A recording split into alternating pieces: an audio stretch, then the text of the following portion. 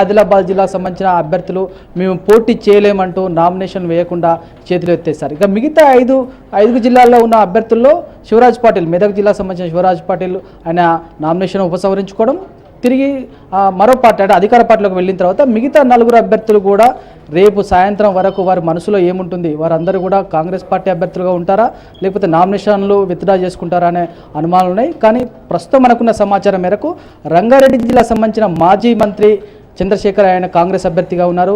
ఆయన కూడా పోటీకి దూరంగా ఉండాలి, నామినేషన్ విత్డ్రా చేసుకోవాలనే ఆలోచనలో ఉన్నాడనే ఒక చర్చ ఉంది.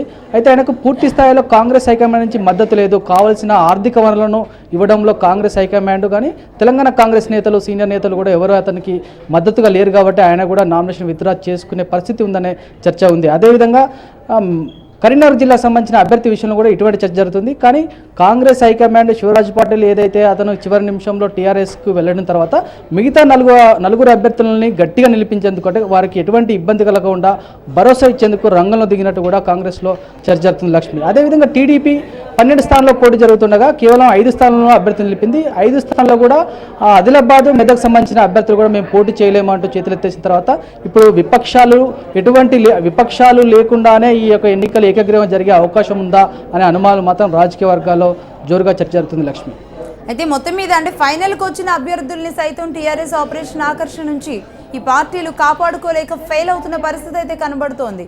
ఎందుకంటారు? అంటే లక్ష్మి, ఈ ఎన్నికలు కేవలము ఒక ఆర్థికపరమైన పరిపుష్టి ఉన్న నేతలే మొదటి నుంచి కూడా బరిలోకి దిగుతున్న సందర్భాలు ఉన్నాయి. ఈ ఎన్నికలు ఎదుర్కోవాలంటే జెడ్పీటీసీ, ఎంపీటీసీ అంటే ఎవరైతే ఓటర్లుగా ఉన్నారో జెడ్పీటీసీ, ఎంపీటీసీ, కార్పొరేటర్లు, కౌన్సిలర్లు వీళ్ళందరూ కూడా ఓటర్లుగా ఉంటారు. ఆ ఓటర్లందరినీ కూడా తమ పార్టీ అభ్యర్థికి ఓటు వేసేందుకు కూడా వారు కొన్ని డిమాండ్లు పెడుతున్నారు, ఆ షరతులు పెడుతున్నారు. ఆ డిమాండ్లను, షరతులను నెరవేర్చే బాధ్యత అభ్యర్థులకు అంత సామర్థ్యం, అంత ఆర్థిక పరమైన.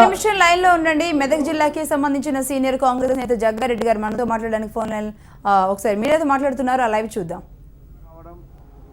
బరిలో ఉన్నారు వారందరూ కూడా పోటీ వరకు ఉండే విధంగా అంటే రేపు నామినేషన్లు మధ్యాహ్నం 3 గంటల లోపు విత్డ్రా చేసుకోవాలి. నామినేషన్లు విత్డ్రా చేసుకోకుండా కాంగ్రెస్ అధిష్టానం, అదేవిధంగా టీడీపీ ఎవరు అభ్యర్థులను వారు కూడా ఆ టీడీపీ సంబంధించిన అధిష్టానంలో పెద్దలు కూడా మాట్లాడుతారు. అంటే ప్రధానంగా టీఆర్ఎస్ పైన ప్రధానంగా ఆరోపణలు చేస్తున్న కాంగ్రెస్ పార్టీ మా అభ్యర్థులను ప్రలోభ పెట్టుకోవడంతో పాటు వారిని బెదిరిస్తున్నారు, వారు నామినేషన్ విత్డ్రా చేసుకోకపోతే తమపై కేసులు పెడతామంటూ బెదిరింపులకు గురి చేస్తున్నారు. కాబట్టి టీఆర్ఎస్ కేవలం తన అధికార పార్టీని అంటే అధికారాన్ని అడ్డు పెట్టుకుని ఇటువంటి ప్రలోభాలు కానీ ఇట్లా కక్ష సాధింపు చర్యలు కానీ బెదిరింపులు చేస్తుంది. కాబట్టి ప్రజాస్వామ్యంగా తమకు ఎన్నికలకు పాల్గొనే విధంగా మా అభ్యర్థులకు పూర్తి స్వేచ్ఛ ఇవ్వాలనేది మాత్రం అధికార పార్టీని వాళ్ళు డిమాండ్ చేస్తున్నారు. కానీ మొత్తానికి కాంగ్రెస్, ఇటు టీడీపీ 2 పార్టీలు కూడా ఆ పార్టీ బరిలోకి దించిన అభ్యర్థులు మాత్రం పోటీకి సుముఖంగా లేరని చెప్పుకోవచ్చు. 2 కారణాలు. ఒకటేమో కావాల్సిన ఆర్థిక వనరులు లేకపోవడం, రెండోదేమో అధికార పార్టీ నుంచి ప్రలోభాలు కానీ బెదిరింపులు కానీ. ఈ 2 కారణాలతోని అభ్యర్థులు పోటీకి మాత్రం దూరంగా ఉంటున్నారు. రేపు మధ్యాహ్నం 3 గంటల లోపు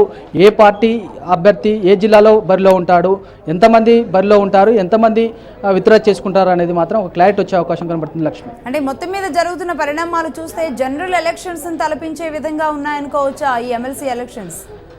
అంటే నిజానికి లక్ష్మి, ఈ ఎన్నికలు మొదటి నుంచి కూడా టీఆర్ఎస్ పేట చాలా ప్రతిష్టాత్మకంగా తీసుకుంది. ఈ 12 స్థానాలు, 12 ఎమ్మెల్సీ స్థానాల్లో పూర్తి స్థాయిలో 12కి 12 టీఆర్ఎస్ కైవసం చేసుకుంటే భవిష్యత్తులో పెద్దల సభలో ఏ ప్రతిపక్షం ఉండదు. ఇప్పటికే టీడీపీ పెద్దల సభలో ఎటువంటి సభ్యులు లేరు. అంటే అధికారికంగా కొంత 2-3 ఉన్నారు కానీ ఆ పార్టీకి ప్రాతినిధ్యం 0. ఆ ఉన్న ప్రతినిధులందరూ కూడా, ఉన్న సభ్యులందరూ కూడా టీఆర్ఎస్లో చేరారు. వారందరూ కూడా సాంకేతికంగా ఆ పార్టీ సభ్యులుగా ఉన్న ఆ పార్టీకి సంబంధించి సభలో ఏదైనా చర్చ జరిగినప్పుడు ఆ పార్టీ వాయిస్ వినిపించే అవకాశం లేదు. అదేవిధంగా కాంగ్రెస్ కూడా అటువంటి పరిస్థితి తీసుకురావాలన్న ఉద్దేశంతో మొదటి నుంచి కూడా టీఆర్ఎస్ పార్టీ వ్యూహాత్మకంగా ఈ 12 స్థానాల్లో పూర్తిగా తమ అభ్యర్థులను గెలిపించుకునేందుకు తీవ్ర ప్రయత్నం చేస్తుంది.